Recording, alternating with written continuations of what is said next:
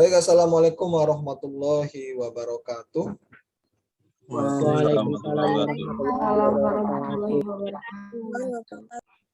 Alhamdulillahirabbil alamin wassalatu wassalamu ala asrofil anbiya'i wal mursalin wa ala alihi wa sahbihi ajmain amma ba'du. Baik, selamat pagi adik-adik sekalian.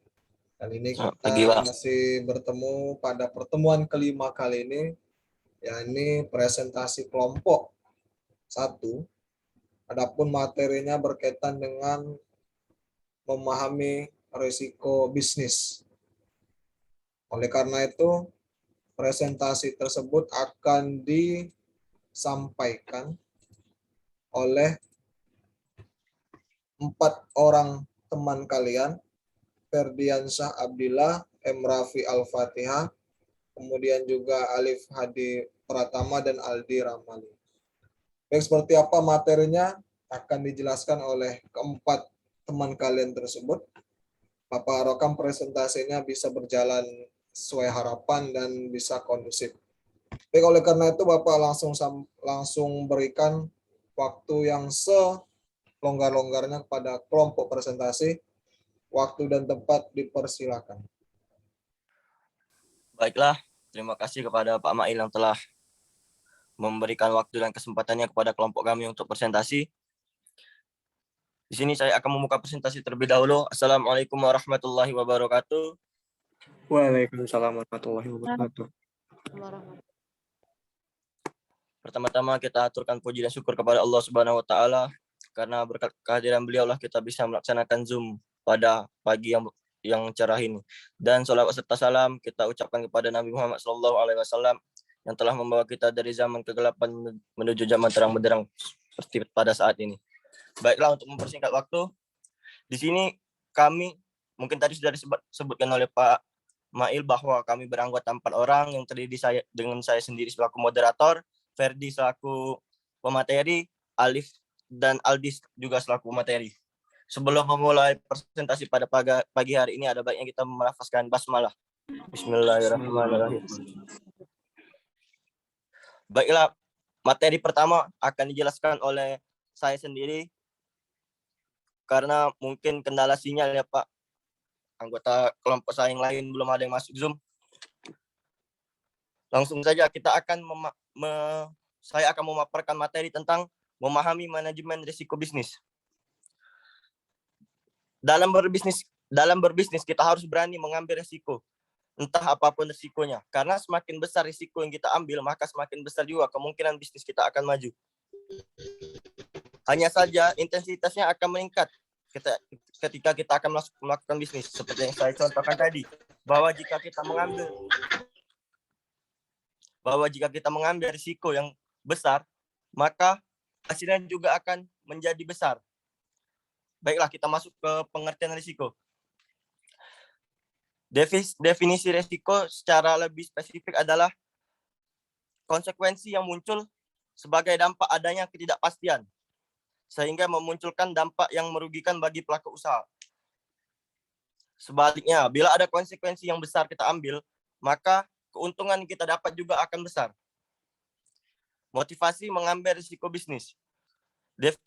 Definisi dari mengambil risiko bisnis ialah dapat diartikan sebagai adanya konsekuensi yang muncul sebagai dampak adanya ketidakpastian sehingga kemunculan dapat merugikan pelaku bisnis usaha. Seperti yang saya bahas di awal tadi. Baiklah, kita masuk ke materi jenis-jenis risiko bisnis. Yang pertama adalah risiko strategi. Dilihat dari namanya, yaitu strategi. Sudah jelas bahwa risiko ini sangat erat kaitannya dengan strategi. Dengan kata lain, dalam memulai usaha, kita harus memikirkan strategi. Risiko apa yang kita ambil dan langkah apa yang kita ambil. 2. Risiko kepatuhan. Risiko kepatuhan berarti risiko atau ketidakpastian yang disebabkan karena ketidakpatuhan terhadap peraturan. Yaitu berarti kita tidak tertib dalam melaksanakan usaha kita. Regulasi atau hukum yang ditetapkan pemerintah setempat secara tertulis maupun tidak tertulis. Risiko kepatuhan dapat berbisnis. Contohnya, di suatu daerah melarang kegiatan bisnis yang bertema dengan permainan anak. Seperti PlayStation. Karena dengan menyebabkan anak malas, yaitu dengan bermain PlayStation setiap hari. Begitu juga dengan warnet. Misalnya ada beberapa daerah yang melarang untuk membuka usaha warnet karena ditakutkan anak-anak akan malas belajar karena sehari-harinya berada di warnet. Ketiga, resiko operasional. Resiko operasional lebih mengarah pada sebuah kegagalan yang sangat tidak diharapkan dan biasanya terjadi dalam kegiatan sehari-hari dalam perusahaan. Risiko operasional ini merupakan risiko yang sangat wajar dalam berbisnis dan dalam perusahaan. 4. Risiko finansial. Risiko ini istilahnya sering disebut atau dikaitkan dengan biaya ekstra atau kerugian pemasukan perusahaan. Namun kategori risiko finansial ini sering juga mengacu secara khusus terhadap arus masuk dan keluarnya uang dalam perusahaan atau bisnis yang kita bangun. Yang kelima, risiko reputasional. Reputasi dalam berbisnis sangat penting, sangat-sangat penting untuk menjaga nama baik dan nama perusahaan kita. Bagaimana caranya? Kita harus menjaga nama baik perusahaan agar orang percaya untuk membeli atau bekerja sama dengan perusahaan kita. Baiklah, itu saja yang dapat kami sampaikan dari kelompok kami. Sebaik artinya karena mungkin teman saya belum ada yang masuk Zoom, langsung saja sesi tanya jawab saya buka. Bagi teman-teman yang ingin bertanya mengenai penjelasan saya tadi, dipersilakan. Baiklah, kepada Randi, dipersilakan. Baiklah, terima kasih kepada Saudara Raffi yang telah memberikan saya kesempatan untuk bertanya. Pertanyaan saya yaitu, terdapat jenis-jenis risiko bisnis kan, di sini termasuk risiko strategi. Nah, pertanyaan saya ialah, strategi apa yang akan Anda ambil ketika Anda menjadi pelaku usaha? Terima kasih. Baiklah, terima kasih Randi. Ada lagi yang ingin bertanya? Kepada Saudari Ida, dipersilakan. Baiklah, terima kasih sebelumnya kepada saudara moderator.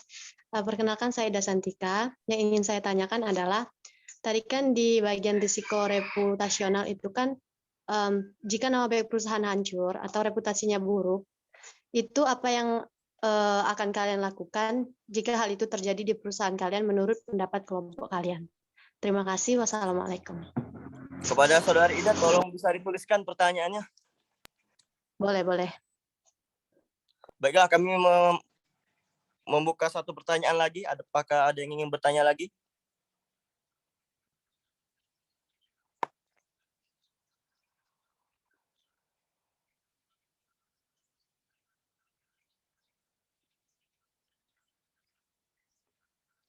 Saya ulangi, apakah ada yang ingin bertanya lagi untuk satu pertanyaan lagi?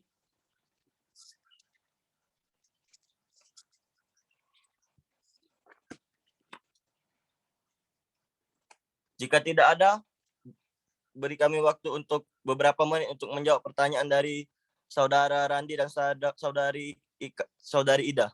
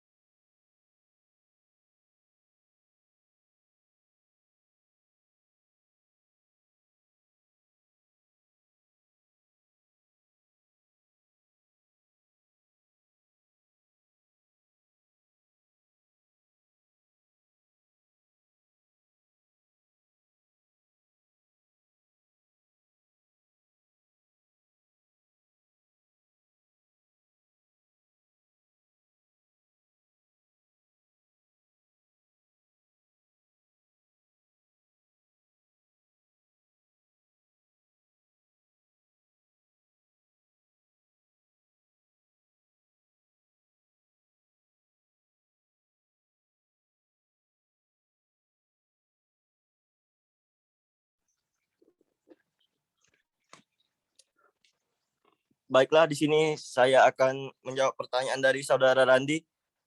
Pertanyaannya yaitu, strategi apa yang akan saya ambil jika saya sebagai pelaku usaha? Apa benar itu pertanyaannya, Randi? Benar. Baiklah, jika saya menjadi pelaku usaha, saya akan terjun langsung ke lapangan. Karena banyak orang yang mau memulai usaha, tapi mereka malu untuk mengumumkan kepada orang lain bahwa mereka memiliki usaha. Dengan mereka tidak terjun langsung ke lapangan, maka orang tidak tahu bahwa mereka telah memulai usaha. Dan itu akan menyebabkan impact yang sangat besar terhadap usaha yang mereka jalankan. Dan yang selanjutnya, saya akan melakukan promosi. Karena sudah kita ketahui impact dari sosial media ini sangat besar sekali. Seperti Instagram, Twitter, ya sekarang mulai Telegram, mungkin WhatsApp. Maka saya akan menerapkan promosi di media-media sosial. Karena saya berpikir bahwa usaha yang sangat saya bangun belum memungkinkan untuk melakukan promosi di baliho atau di billboard atau di banner karena terkendala uang. Mungkin itu yang bisa saya jawab. Baik, terima kasih saudara Raffi. Saya sudah sangat jelas. Baiklah, beri kami waktu sedikit lagi untuk menjawab pertanyaan dari saudari Ida Santika.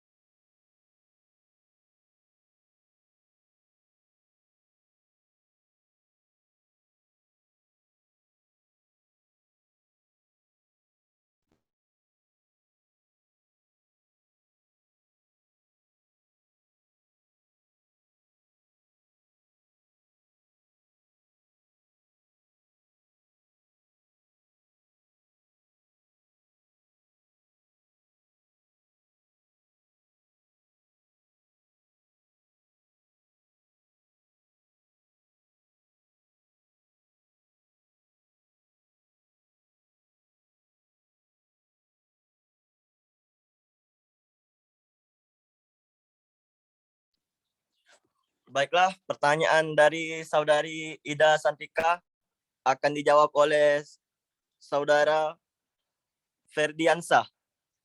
Yaitu pertanyaannya, jika nama baik perusahaan hancur, apa dan reputasinya buruk, solusi apa yang akan kami lakukan? Pertanyaannya akan dijawab oleh Ferdiansah. Kepada Ferdiansah dipersilakan.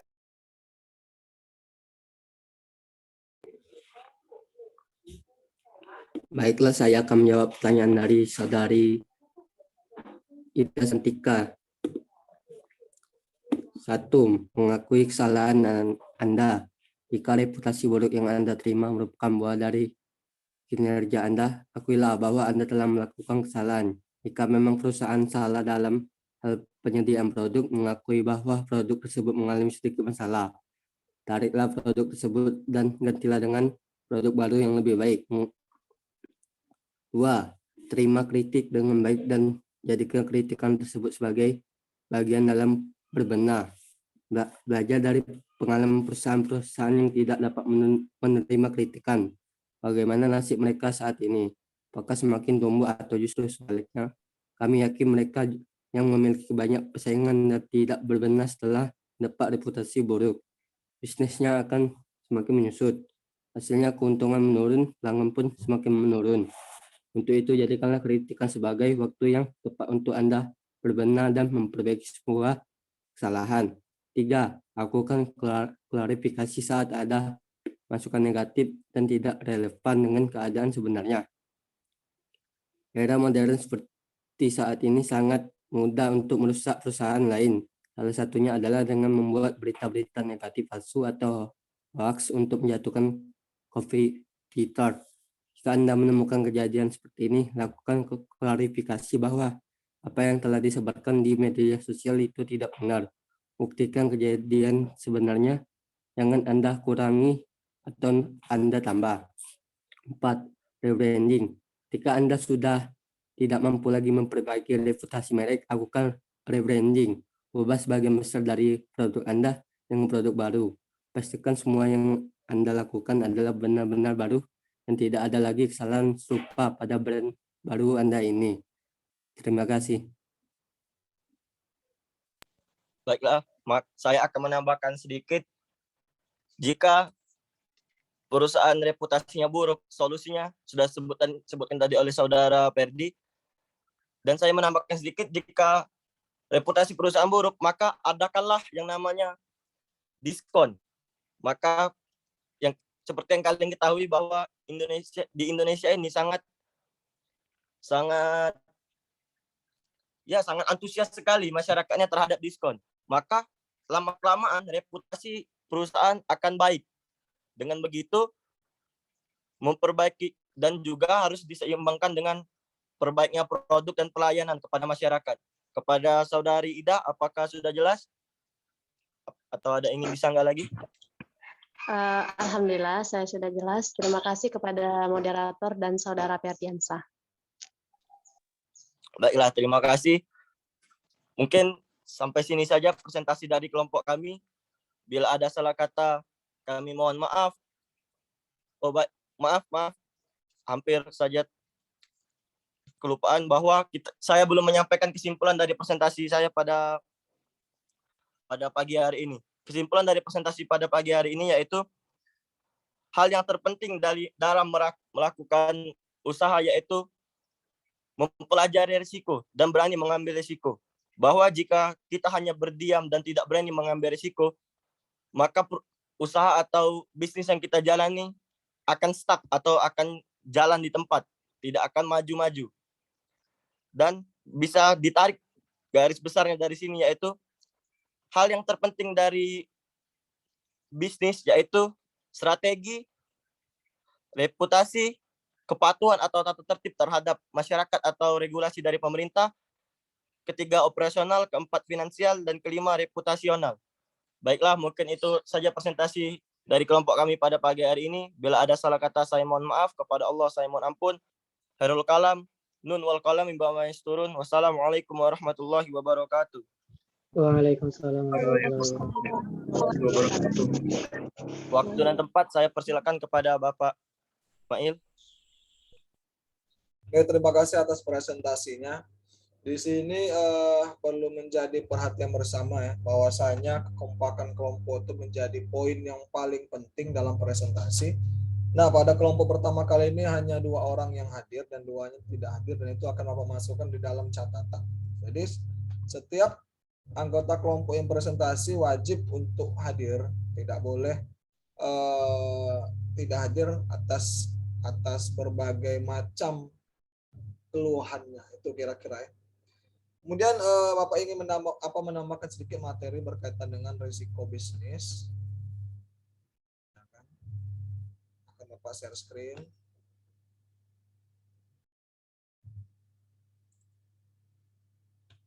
Ini.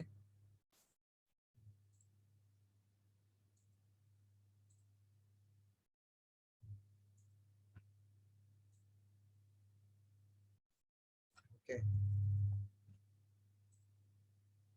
Semoga bisa membantu melengkapi materi yang belum lengkap di situ.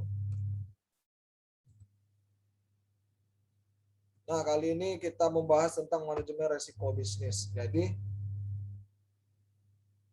emang orang yang berbisnis itu cepat kaya dibandingkan orang yang tidak berbisnis, ya kan? Kalau misalnya orang yang pekerjaan sebagai karyawan atau PNS dan sebagainya macamnya itu sebenarnya itu bisa kaya, tapi dengan mengorbankan berbagai macam hal, misalnya tidak makan, kemudian juga yang hobi jajan dikurangi jajan, dalam hal ini menabung. Nah, tapi kalau misalnya kita memulai bisnis, itu salah satu cara untuk bisa kaya raya. Karena sejatinya kita ini kan tujuan yang paling mulia itu kan hidup kaya raya, mati masuk surga. Nah, itu adalah tujuan yang paling mulia itu. Nah, dalam hal itu berbisnis di sini yang dilihat itu bukan hanya sebatas keuntungan, tapi juga erat kaitannya dengan resiko. Salah satunya resiko bisnis. Tadi sudah dijelaskan resiko bisnis itu apa, yakni risiko yang terkait dengan posisi kompetitif perusahaan dan prospek perusahaan untuk berkembang dalam pasar yang senantiasa berubah. Makanya itu orang bilang, kalau misalnya pebisnis tidak mengikuti perkembangan pasar, dia otomatis akan ditinggalkan oleh konsumen. Karena konsumen ini perilakunya itu berubah-ubah berdasarkan fenomena yang ada. Contohnya apa? Semisal ada perusahaan yang tidak atau yang masih menggunakan perhitungan, misalnya kasirnya masih manual, itu kan otomatis akan memperlambat pekerjaan. Nah, jadi kalau misalnya perusahaan-perusahaan atau bisnis yang tidak mengikuti perkembangan zaman, dalam hal ini perkembangan zaman menggunakan teknologi, sudah dia akan tertinggal. Karena sekarang ini pembeli atau konsumen atau masyarakatnya lebih pintar penggunaan IT-nya. Jadi kita harus bisa mengikuti. Mau nggak mau, siap dan nggak siap itu adalah suatu keniscayaan itu kira-kira. Kemudian juga faktor yang mempengaruhi risiko bisnis. Atau mempengaruhi risiko bisnis di sini ada dua, ya kan? Ada dua faktor. Yang pertama struktur biayanya, kemudian juga tingkat kompetisi industri. Nah, di dalam kedua ini bisa dibuktikan dengan DOL. Apa sih Pak DOL? Nah, DOL itu adalah degree of operating leverage. Akan dijelaskan di slide berikut. Nah, di sini. Apakah terlihat di situ? Ntar Bapak atur dulu ya, agar terlihat ya.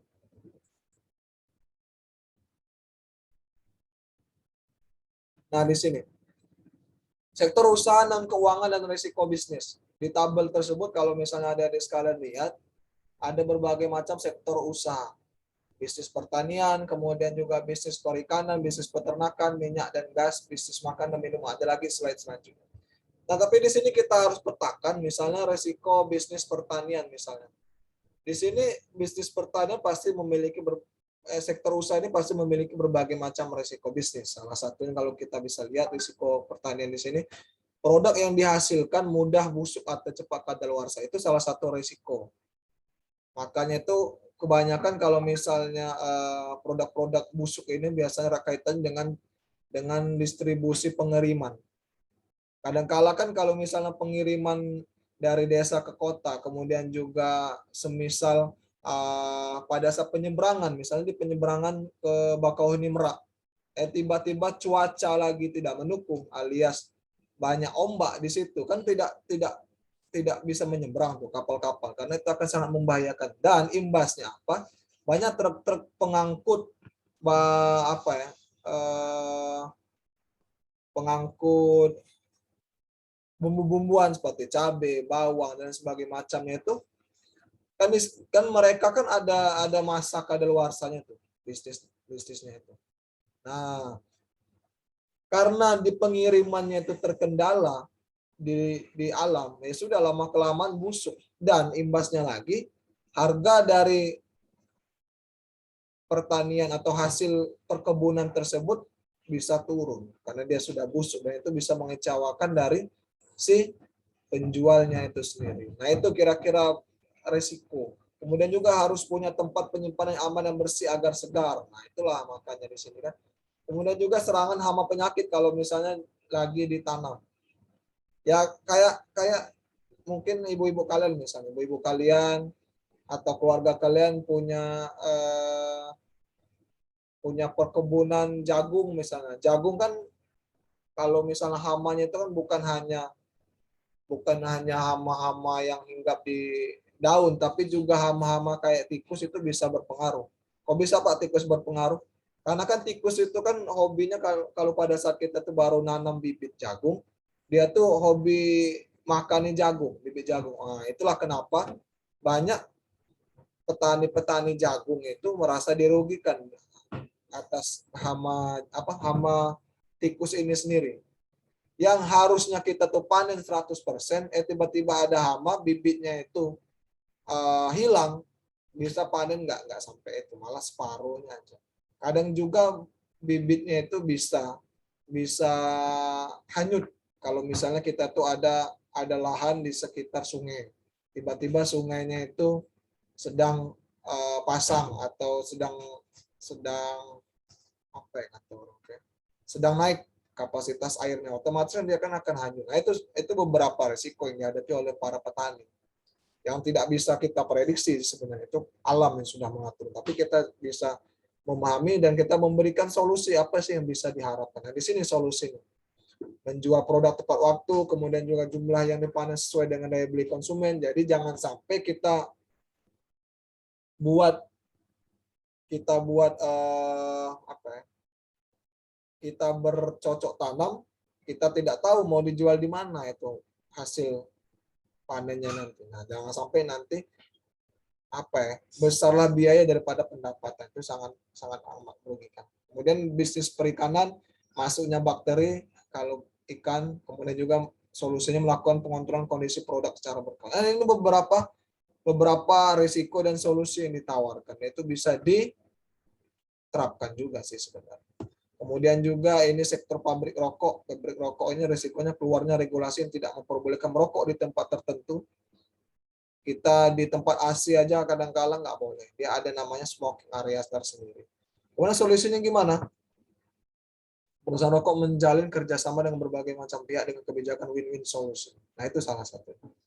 Bisnis properti, harga material naik turun. Kemudian solusinya, perusahaan memiliki stok bahan bangunan di gudang untuk mengantisipasi lonjakan harga. Perusahaan memiliki cadangan finansial. Makanya tuh kalau bahan baku itu dia borongan biasanya.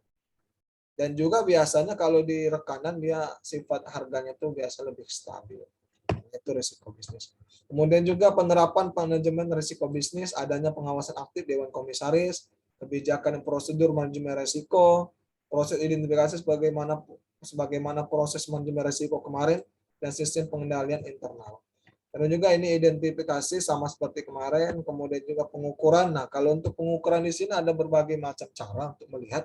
Salah satunya DOL, Degree of Operating Leverage, artinya itu sejauh mana risiko bisnis, maka rasio yang sering dipakai adalah DOL. Rasio ini adalah perubahan laba operasional dengan perubahan penjualan. Nah, untuk rumusnya sendiri EBIT di sini earning before interest and tax, artinya itu laba bersih sebelum dikenakan pajak dan bunga. Nah, EBIT tahun pertama, EBIT tahun sekarang dibagi EBIT tahun sekarang. Nah, itu beberapa rumus yang bisa digunakan. Kemudian pemantauan, perusahaan wajib memiliki proses untuk memantau dan mengendalikan. Kemudian isu-isu yang timbul akibat perubahan operasional dan lingkungan bisnis memiliki dampak negatif terhadap kondisi bisnis. Ini berbagai macam hal yang bisa dilakukan setelah diukur, dipantau, kemudian juga dikendalikan di tahap terakhir. Perusahaan harus memiliki sistem dan pengendalian untuk memantau kinerja, termasuk kinerja keuangan dengan cara membandingkan hasil aktual atau hasil terkini atau hasil nyata dengan hasil yang diharapkan atau masih impian, untuk memastikan bahwa risiko yang diambil masih dalam batas toleransi dan melaporkan deviasi yang signifikan kepada direksi. Sistem pengendalian risiko tersebut harus disetujui dan direview secara berkala oleh direksi untuk memastikan kesesuaian secara berkelanjutan. Nah, itu. Kemudian juga sisi informasi manajemen, perusahaan harus memastikan bahwa sistem informasi manajemen dimiliki telah memadai dalam rangka mendukung proses perencanaan pengambilan keputusan. Contoh kerja fungsi melaksanakan manajemen risiko bisnis bertanggung jawab memastikan bahwa seluruh risiko material yang timbul dari perubahan lingkungan bisnis dan implementasi rencana bisnis dilaporkan kepada direksi secara tepat waktu. Nah, ini sisi penilaian internal adalah penilaian proses penerapan manajemen risiko bisnis yang efektif harus dilengkapi dengan sistem pengendalian internal secara handal. Penerapan sistem pengendalian internal secara efektif dapat membantu pengurusan menjaga aset mereka, menjamin ketersediaan pelaporan keuangan dan manajerial yang dapat dipercaya, meningkatkan kepatuhan perusahaan terhadap ketentuan dan peraturan perundang-undangan yang berlaku, kemudian juga serta mengurangi risiko terjadinya kerugian, penyimpangan, dan pelanggaran aspek kehati-hatian. Terselenggaraan sistem pengendalian internal perusahaan yang handal dan efektif menjadi tanggung jawab dari seluruh satuan kerja operasional dan satuan kerja pendukung serta satuan kerja audit internal. Jadi inilah beberapa cara yang bisa dilakukan dalam hal kita itu mengatasi risiko bisnis. Bahwasanya lingkungan selalu berubah, sebagaimana di sini tadi. Lingkungan selalu berubah dan juga posisi kita sekarang itu berada di mana. Apakah masih bisa bersaing? Apakah kita itu sudah mengibarkan bendera putih? Nah, itu salah satu yang bisa dilakukan oleh pebisnis, baik itu di sektor kecil maupun di sektor besar. Tapi yang paling penting, bagaimana kita menyiapkan mental pejuang kita untuk mengatasi berbagai macam perubahan dan perilaku dari pesaing kita. Itu kira-kira yang bisa Bapak tambahkan. Mohon maaf jika ada salah kata perbuatan. Semoga di pertemuan berikutnya kelompok presentasi lebih menguasai materi lagi. Jangan sampai ada pertanyaan searching di Google dibacakan, jangan. Kita pahami dulu baru kita sampaikan kepada audiens. Baik, terima kasih. Mohon maaf jika ada salah kata dan perbuatan. Bila taufik wal hidayah. Wassalamualaikum warahmatullahi wabarakatuh.